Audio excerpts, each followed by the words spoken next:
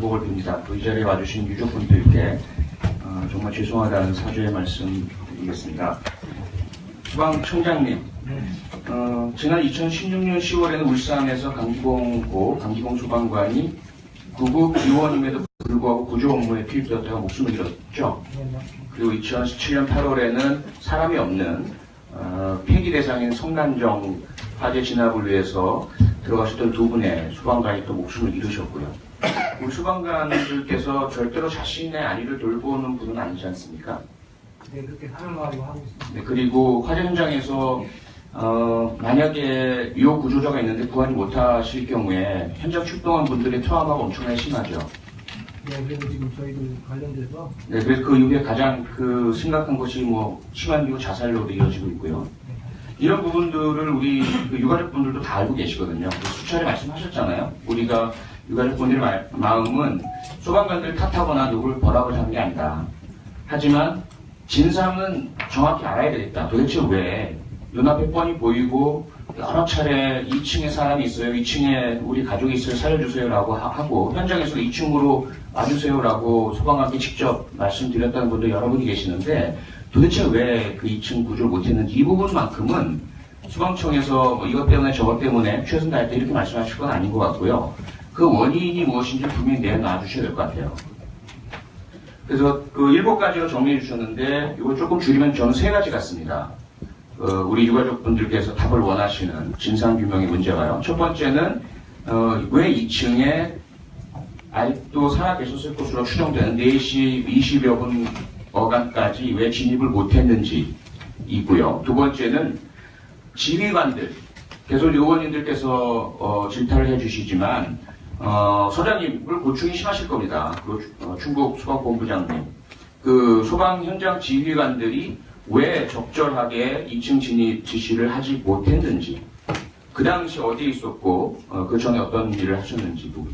세 번째는 화재 사건 이후에 유가족분들께 혹시라도 거짓말을 했는지, 왜곡하거나 또는 숨기거나 과장하거나 이 3가지 같아요.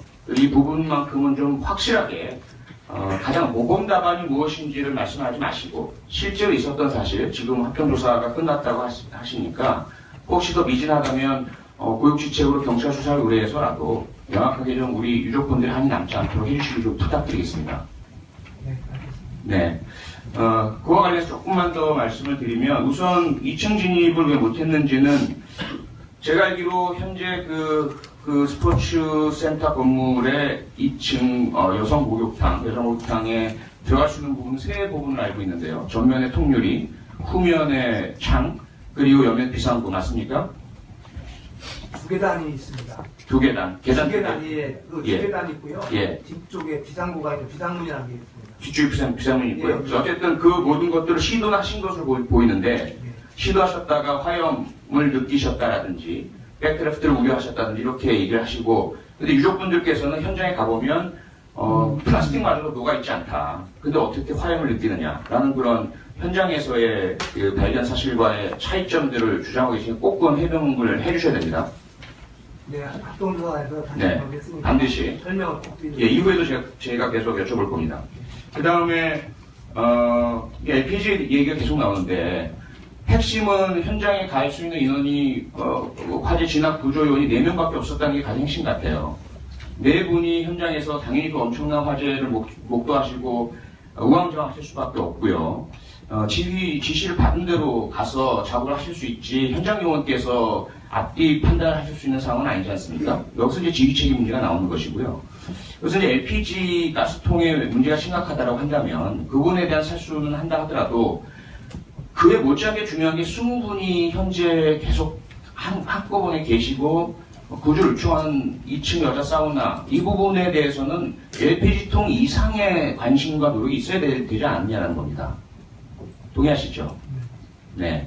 그분은 왜 지휘관의 판단 잘못인지 소방의 매뉴얼 잘못인지 평소에 훈련 부족이었는지 명확한 원인을 내주셔야지 유감입니다 또는 미진했습니다. 앞으로는 잘하겠습니다. 이렇게 말씀하시면 유가족분들의 한은 해소되지 않습니다. 아시겠습니까? 두 번째, 지휘책임 문제 마찬가지입니다. 제가 볼 때는 뭐 의원님들 다 같은 시각이신 것 같은데, 어쨌건 현장 최고 책임자는, 뭐 구조대장이나 뭐 이런 분들보다는 제초소방서장님께서 현재 도착 시간 몇 시간 간에 원격으로 어떤 지휘를 내리셨는지, 현장 상황 파악을 얼마나 잘하셨는지, 신고 내용들을 충분히 다 소화하셨는지, 그리고 지금 일단 초기 조사 결과에 따르면 제천 소방서를 포함한 충북 소방 전체가 평상시 무선 시스템 관리 최하위로 지금 확인되고 있습니다. 그렇죠? 네. 예, 이런 부분들은 이미 평상시에 실패가 예견돼 있었다는 겁니다. 그렇죠? 그분에 있어서는 분명히 책임을 물으셔야 돼요. 네, 알겠습니다. 네. 그리고 당시에 그 지휘가 도대체 무엇이 어떻게 시간대별로 어떻게 이루어졌는지도 모범답안이 아니라 실제 사실을 내어놓아 주셔야 됩니다. 4시 11분에 어떤 지시, 16분에 어떤 지시, 22분에 어떤 지시, 27분에 어떤 지시, 왜 4시 38분이 되었어야 비로소 2층 진입 지시가 이루어졌는지.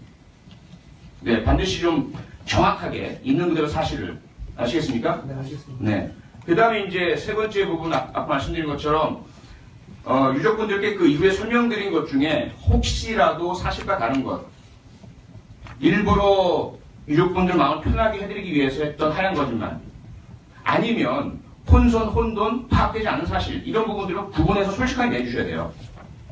네, 확인하도록 하겠습니다. 네. 그래서 유족분들께서 지금 가지고 계신 안타까움과 억울함과 분노는 저희들한테 오셔서 예를 들어 뭐 국회의원이 호통치면은 막 뭐라고 얘기하시는데 유족분들이 물어보시면 저희들이 최선 다했고요. 아무 문제 없습니다. 오해하지 마시고 이렇게 대응하셨던 것이 가장 큰 문제라고 저는 생각합니다.